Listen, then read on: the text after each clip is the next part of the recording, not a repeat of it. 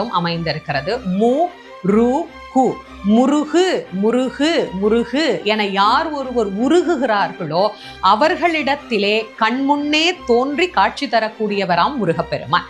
அந்த மு ரு கு அப்படிங்கிறதும் மெல்லினம், இடையினம், வல்லினம் அப்படிங்கிற அமைப்புல அமைந்திருக்கு. இப்ப நீங்க தமிழ் பாத்தீங்கன்னா வல்லினத்துல ஆரம்பிக்குது, ஆனா முருகு என்கின்ற நாமா மெல்லினத்துல தான் ஆரம்பிக்குது.